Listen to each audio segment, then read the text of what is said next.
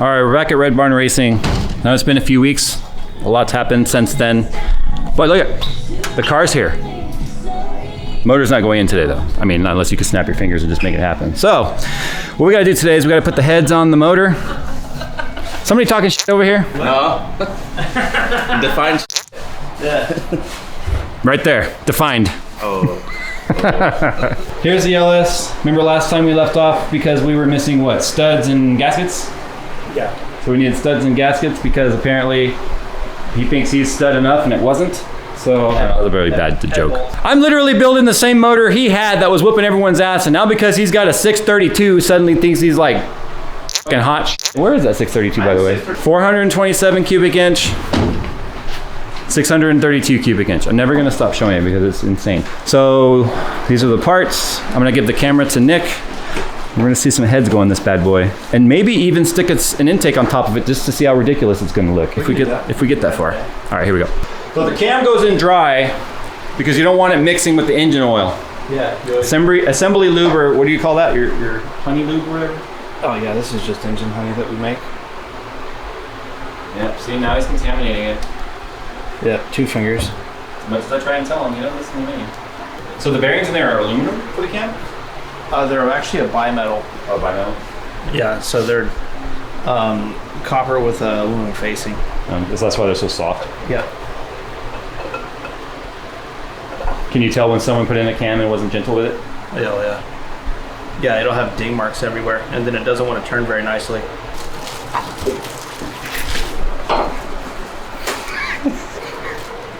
I tried to turn it and it just went bloop.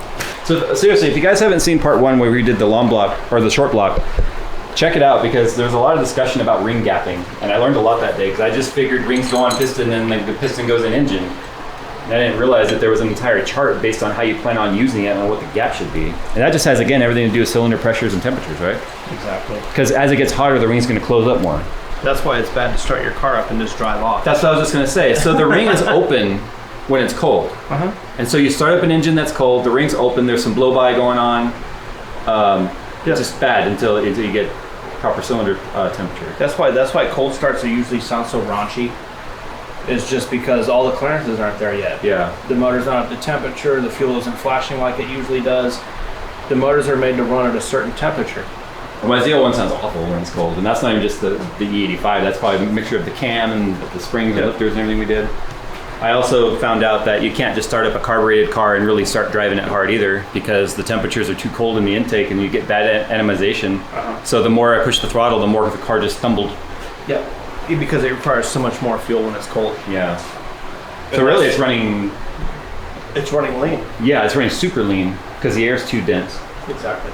So there's gonna be a hydraulic lifter that goes in these holes, and that's what. And those are hydraulic roller, right? Hydraulic roller. Yeah. So they'll ride on the cam lobes, and then that is where the push rod will go into, and then the push rod obviously drops, through the head, and then moves the rockers. So many comments still. The overhead cam's better. It's not. Now I did tell Mike I wanted just a big fat lopey cam that's still drivable and doesn't buck real bad, because I live in the state of California where you're not allowed to have cool things with cars, and because my car is too old to qualify for any of the CARB, it's totally exempt, which means I can sit there at a red light with the car chopping like crazy with the cop pulling up next to me, and the only thing he can say is, "Cool car, buddy." Actually, he can start bitching you about a lot of things. Noise, PCV. There were certain emissions restrictions in the. Oh, we still need a catch cam for this. So if it is 65 and older, then you really don't have any restrictions. PCVs are for the losers.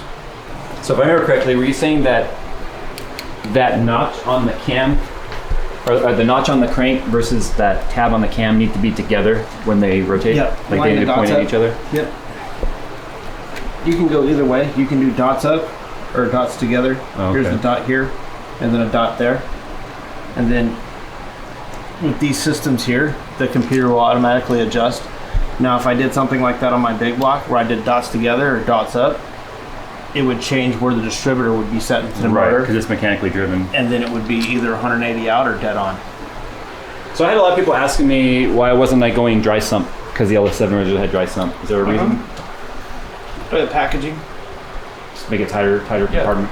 I mean, we can completely go to a dry sump system in this. But for what I'm doing in my application, there's really no benefit to it, right? There's no benefit.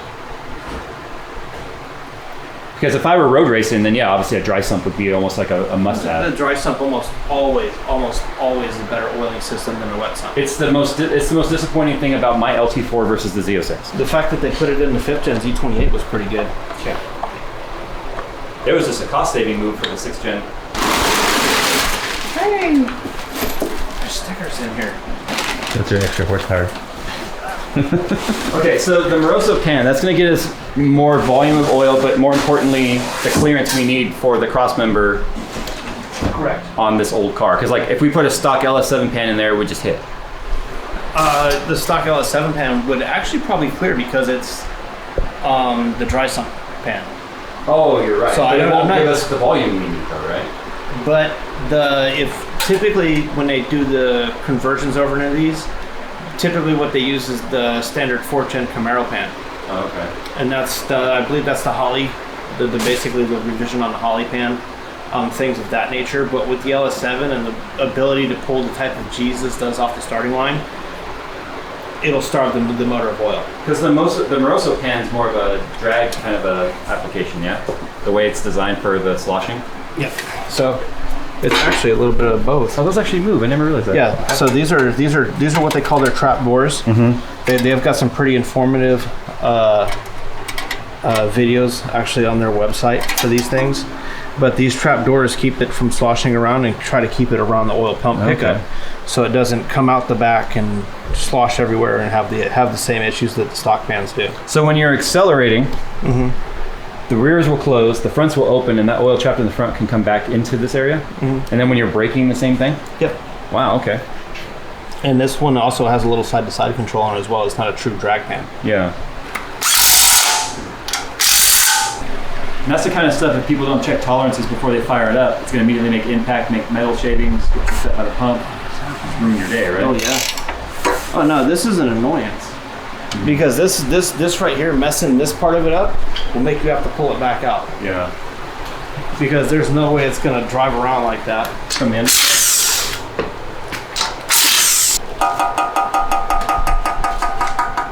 It's the sound of a healthy motor when it does that. This is kind of a 4th gen. No, this is just a Felproat standard aluminum impregnated with rubber. I forget the exact But term was they it- use for the blue. But was it consensual impregnating? I don't know, I didn't ask. Is it cruelty? There you go. I didn't ask. Accidents happen. See I want one of those for computers. if we can. You know you're not going to use it for computers. Open up, baby. So these are little installer guide deals. So it allows you to put them in without accidentally scraping the side of them, right? What's that? That installer tool. No, this is these stay in. Oh, the plastic piece stays in there? Yep, these are. Oh. Yep, these are the lifter trays. Do the old school 350s have those? No, Okay, I didn't think so. no, not even close. Oh, go in here. Oh, fuck yeah. You know what was fun about that Sienna though? It had 300 horsepower. And I can't tell you how many FRSs and BRZs I beat with the family in the car. Oh my god. Jennifer's in the car, she's riding passenger, I got 2 kids in the back seat in the car seats. And there's this kid, I'm driving to Ranch Cucamonga, and he's got like straight exhaust on a BRZ. Just obnoxious as hell, revving his shit at the red lights. And like after about 2 red lights, seeing him do a pull away from the light, I told Jennifer, I was like, I'm gonna teach this kid a lesson. And she's like, okay. So I pulled up next to him at the light, and you just hear him gun it because he was doing that at all the lights. Right. So all he knows is this van suddenly passes him out of nowhere. Looks like Star Tours, right? Right. We get to the next light. He's got a passenger. He rolls down his window. The passenger is just like rolling, laughing, right? And he goes, dude, what do you got done to that? I was like, it's bone stock. And I rolled down the back windows and the kids are like, hi! And he's just like... So I was like, where to go from a dig? He's like, okay. So the light turns green. I pull him literally from the dig. Yeah, he turns at the next stop sign before we got to the next light. Yeah, and this is like a straight piped, all body kitted out and stuff. And he was just like, what do you got done to that? And so it wasn't until he heard it was a stock Sienna with a family of 4 that he literally realized reality struck.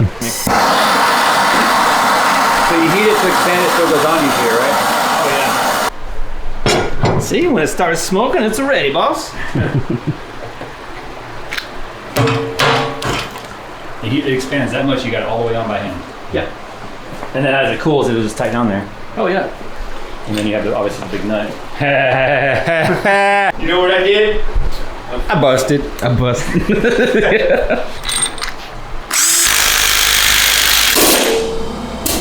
Tight. Ooh.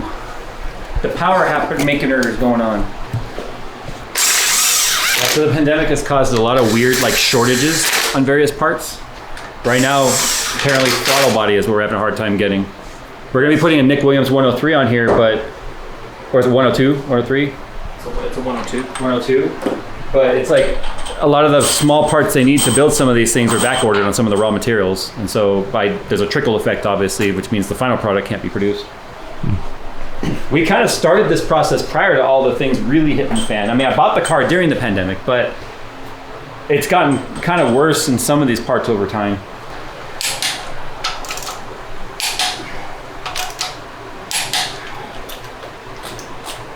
That's it. Let's start it. Yeah, now that they're up in this position, you can truly see the porting and just how smooth that is now. Oh, dude, that's beautiful porting work. Yeah. So these are the valve covers that we went for the LS from Holley. Those are the Holley ones, right? Yeah, I actually paid for those. Yeah, I got those from Summit. Holley didn't send those. Yeah, I paid for They're all those. scratched up already. Oh, That's as I pulled it out of the back. That was probably you knocking stuff around. no, it wasn't. Putting this cap in the wrong spot. Well, fine. Put your orange ones on there. Oh, the one with your motor, huh? Yeah, they went with the motor. Anyway, normally on the LS motors, the coil packs go on top of the valve cover. We're using a relocation kit to move those somewhere else. In his first gen, he had them mounted to the lower radiator support, wasn't it? Right in front of it? No, it was actually the front subframe. Oh, the subframe, yeah. And they were right in front. Have you... It's late. Yeah, I didn't go shiny like Matt because I look at shiny parts as something that needs to be kept shiny, and I don't want to get in here and start rubbing down headers and shit.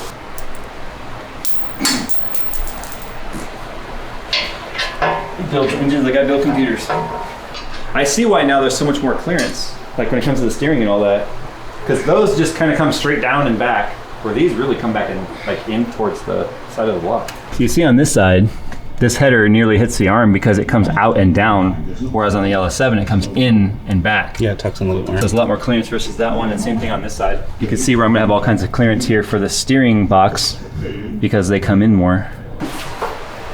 I try to hug it, but there's this shit here. Are you a mag? What's going on here? This is an engine building room. But it only needs to survive 10 seconds at a time, not 20 minutes on the track. Okay. I don't know. It could be that slow. The LT4's oil is colder at the end of the drag strip than it is at the starting line. That's how well it cools. Okay. Why do you have to yell at people?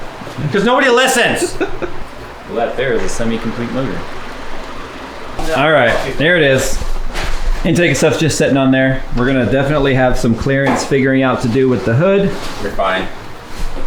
You're fine. Get out. I'm here for you. No, don't give me false hope. I'm a pessimist, and then I'll be excited when it works. The issue here is this part. As you can see, the highest point of it is much farther forward than like a carburetor would be, and the hood is tapering down. So we'll just have to see how it goes. But anyway, we're gonna be leaving here in a sec. We're gonna go check out Matt's second gen, his 71 he's been putting together. But the issue, as I come over here to my car, is that that intake is gonna be right about here, just forward of that. What we're gonna be doing is cutting the hood here, here, and here, and getting some of this underpinning out, which should give us the clearance that we need. If not, then we get a 4-inch cowl hood, and then we cut that. And I bought a 4-inch fiberglass hood, which is complete garbage, and I'm gonna throw it in the trash.